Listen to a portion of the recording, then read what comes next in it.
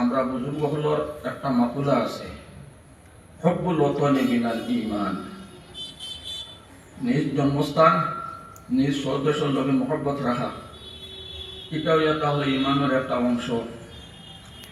যেহেতু সময় আমরা বুজুর্গ হলে দেখছেন আমরা দেশটা অন্যর হাতে দাঁড়িয়া অন্যই আমরা দেশের মধ্যে রাজত্ব করে। সর্বপ্রথমে দেশটা যে অন্যর হাতে দাঁড়িয়া দেশ পরাধীন হয়ে যাক, সর্বপ্রথমে এই কথাটা ব্রেইনের মধ্যে মস্তিষ্কের মধ্যে হযরতে আব্দুল আজিজ রহমতুল্লাহ আলাইহি ব্রেইন এটা ঢুকছে। মহামান তাই লগে লগে ও কথা প্রকাশ করছেন, দেশটা পরাধীন হয়ে গেছে, সব মানুষের মিলিত যৌথভাবে জেহাদ করা ফরজ হয়ে গেছে। এই কথাটা হওয়ার সঙ্গে সঙ্গে কারেন্টের মতো আস্থা ভারতর মুসলমানের আর বিশেষ করে উলামায়ে কেরাম হলোর মাথার মধ্যে এটা আপনার ঢুকছে। ও তখন আস্তে আস্তে ধীরে ধীরে ইংরেজের সঙ্গে লড়াইটা শুরু হয়েছে। ইংরেজ জাতি বহুত চালাক চতুর জাতি আসলো। তারা যে সময় ভারত ভূমির মধ্যে আইয়া পার হয়েছে, কিছু মানুষ আটাফিরা করিয়া আইয়া দেখছে ভারতের মধ্যে অনেক রত্ন আছে, ভারতের ভূমি ভারতের জমি এটাও বহুত রত্নবান একটা জিনিস হইয়া তা হলো ভারতের মাটি হাতের মধ্যে লইয়া পরীক্ষা নিরীক্ষা করছে। ভারতের সম্পদ অনেক জায়গায় করিয়া আছে, সোনা রূপা হীরা মণিমুক্তা অনেক জায়গায় আপনার আছে। ও তারা দেখছে এই দেশটার মধ্যে যদি আমরা পার হইতে পারি পুরা মাত্রা, আর এই দেশের মধ্যে ক্ষেত্রে ক্ষেত্রে কিছু ভারতের মানুষের বুঝাইয়া ও কথা হইয়া যে আমরা একটা ব্যবসা বাণিজ্য করি, আর এই ব্যবসা বাণিজ্য করতে গিয়ে তারা আমরা শুনাইমু আমরা ব্যবসা বাণিজ্য সুযোগ দেন, আমরা ব্যবসা বাণিজ্য করে যেটা বেনিফিট হইব লাভ হইব তার একটা অংশ আমরা দিয়া দিব। কিন্তু ইংরেজের মোকাবিলার মধ্যে আমরা ভারতের মানুষ সরল সাদাসিধা আসলা, তারা এটা বুঝতে পারছেন না। তখন এটার মধ্যে রাজি হয়েছেন, একমত হয়েছেন, ঠিক আছে আপনারা ব্যবসা বাণিজ্য করেন, আর একটা অংশ আমরা দিবা, একটা অংশ আপনারা নিবা। তারা যতদিন রয়েছে থাকতে থাকতে আস্থা ভারত রে তারা কবজার মধ্যে নিচে গিয়া। আর দেখা গেছে আমরা উলামায়ে কেরাম বলে দেখছই আস্থা ভারতটারে গ্রাস করিলা ইংরেজে। যদি ইংরেজ এই দেশের মধ্যে যদি থাকে তাহলে এই দেশের যত মানুষ আছে সব তারা গোলাম হইয়া তাহা লাগবো, সব তারা দাস হিসাবে তাহা লাগবো, আর রাজত্ব তারা করবো। আর প্রায় 200 বছর পর্যন্ত তারা রাজত্ব করছে। ভারতের মানুষের মাথা উঠাইয়া নিজ মতে কোনো কর্ম করতে পারছে না। তখন ও উলামায়ে কেরাম বলে দেশবাসীর মানুষের ডাকিয়া আর তারা লগে ধীরে ধীরে জেহাদ আরম্ভ করছেন।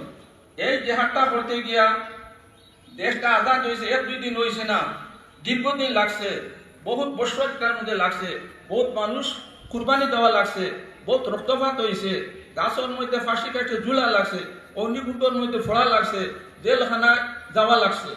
আমরা আকাবিরি বেশি দিন কোন নাই কিতাব চাইলে আমরা দেখুন মৌলানা মাহমুদুল হাসান রহমতুল্লাহ আলাইহি, হুসাইন আহমদ মদনী রহমতুল্লাহ আলাইহি, হিফজুর রহমান রহমতুল্লাহ আলাইহি, টিপু সুলতান রহমতুল্লাহ আলাইহি, শহীদ রহমতুল্লাহ আলাইহি, আহমদ শহীদ রহমতুল্লাহ আলাইহি।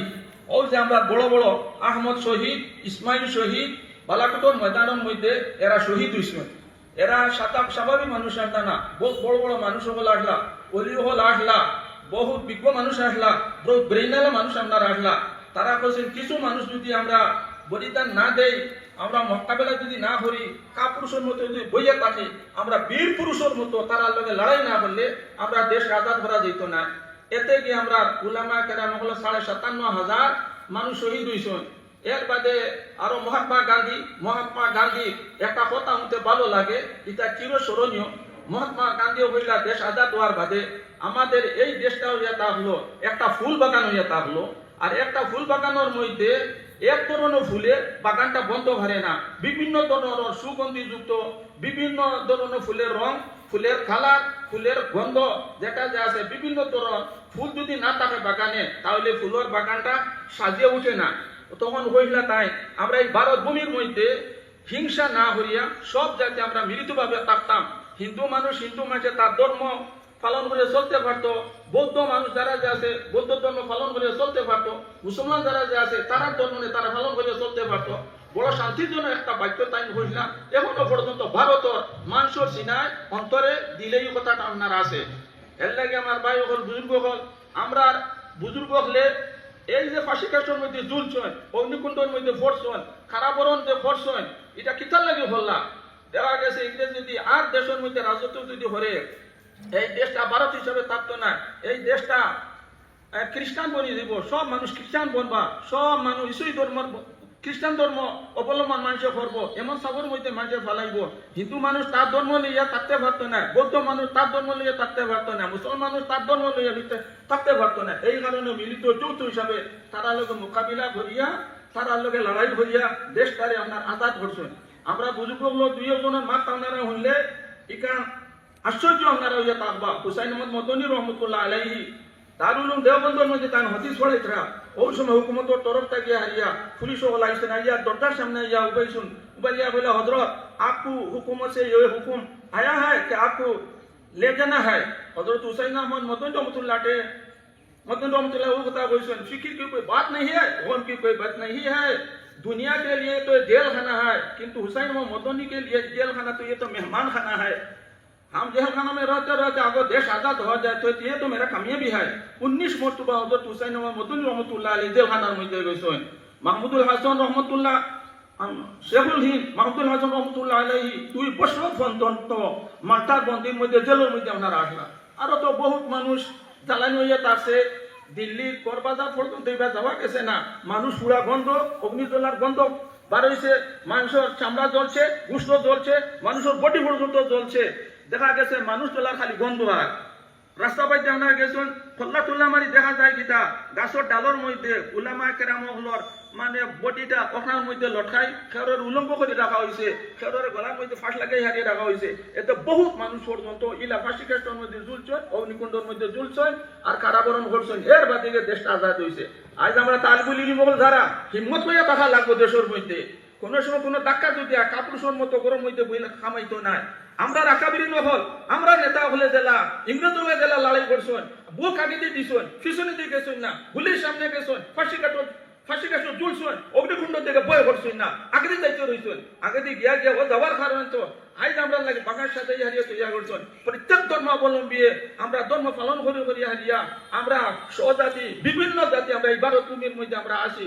ভবিষ্যতে যদি কোন দেশ আমরা দেশের বিরুদ্ধে আক্রমণ দেয়, আমরা আকাবি হলে জেলা মোকাবিলা দেশেন, আমরা ওলা মোকাবিলা দিব। আর আমরা ইলা মোকাবিলা দিবার আল্লাহ রবুল ইজ্জতর যাতে আমরা এই সাহস আর হিম্মতটা আল্লাহ রবুল ইজ্জতর যাতে দিত। আমরা চাই না এই যে হিংসামূলক দেশের মধ্যে বাস করতাম, প্রত্যেক জাতি হিন্দু জৈন একবার ওই নেপালি ও মুসলমান এবার খ্রিস্টান যারা সব মানুষ শান্তিতে রইতে পারতো। দেশটারে আমরা সর্বাবস্থায় এইভাবে থাকার আমরা চেষ্টাটা রাখবো, আল্লাহর কাছে দোয়া করবো। আর আমরা মাসলাকি যারা শহীদ হয়ে গেছেন তারা মকবুলের তালিকা আমরা দোয়া করবো। আল্লাহ রবুল ইজ্জত যাতে জঙ্গে বদরের মধ্যে জেলা সাহাবায়ে কেরাম শহীদ হইলা আল্লাহ তারা জেলা বেস্ট দিয়েছে, আমরা উলামায়ে কেরাম আল্লাহ রবুল ইজ্জত যাতে আল্লাহ বেস্ট দান করতো। ও কথা বইয়া আমি আমার বক্তব্য শেষ করলাম। ওয়া আখিরু দাওয়ানা আলহামদুলিল্লাহি রাব্বিল আলামিন।